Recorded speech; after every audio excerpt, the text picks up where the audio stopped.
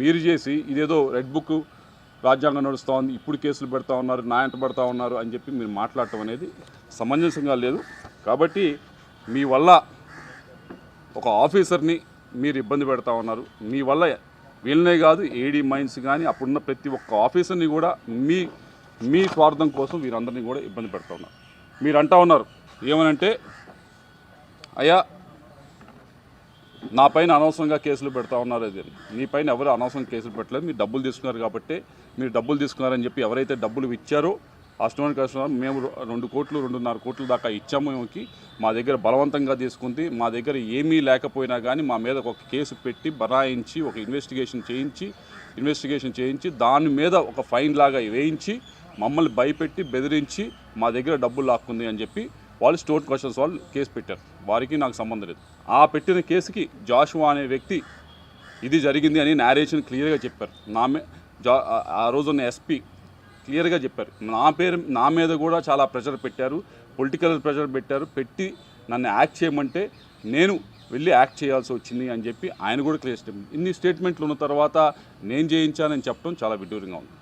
కాబట్టి ఇంతకంటే ప్రూఫ్ లేదు. ఇది దయచేసి మీడియా వాళ్ళకి ఇస్తాను, మీరు చూసుకోండి. ఇందాక చెప్పాను,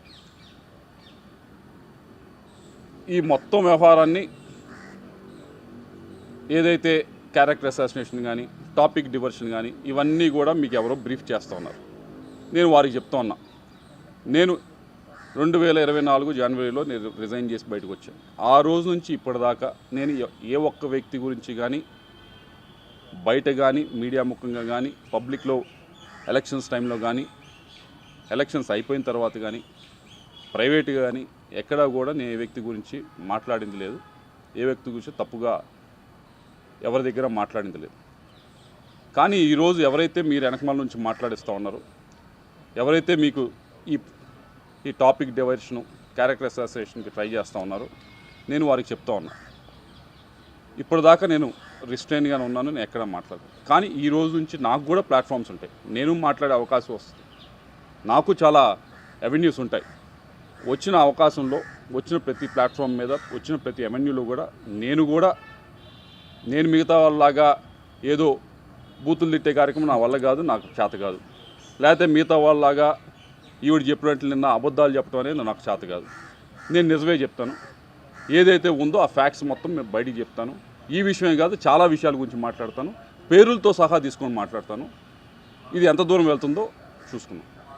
మీ అందరికీ చెప్పేది ఒకటే, మీ వెనకమాల ఎవరైతే ఉండి మాట్లాడుతున్నారో వాళ్ళకి చెప్పేది ఒకటే, మీరే మొదలుపెట్టారు, ఇప్పుడు దీన్ని మేము ముందు తీసుకెళ్తాం. తప్పకుండా దీనికి తగిన విధంగా సరైన సమయంలో తప్పకుండా వచ్చిన అవకాశాన్ని ప్రతి ఒక్కటి ఉపయోగించుకొని పేరులు తీసుకొని కూడా మాట్లాడతా అని చెప్పి మీ అందరూ కూడా తెలియజేసుకుంటాం.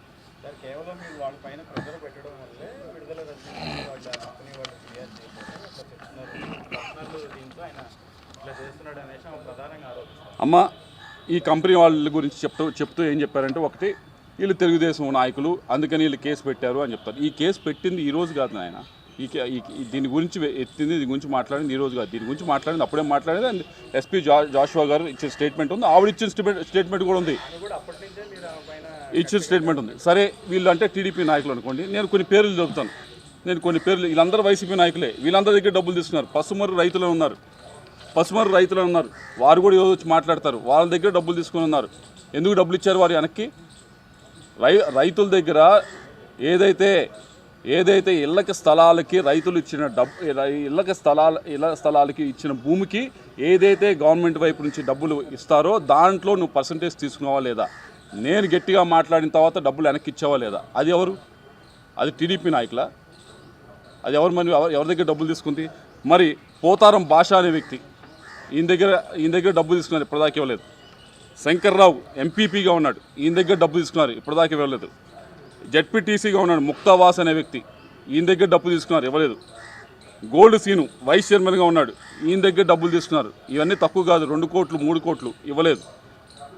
మున్నంగి రత్తారెడ్డి అనే వ్యక్తి దగ్గర డబ్బు తీసుకున్నారు, ఇవ్వలేదు. వీళ్ళందరూ అబ్బాస్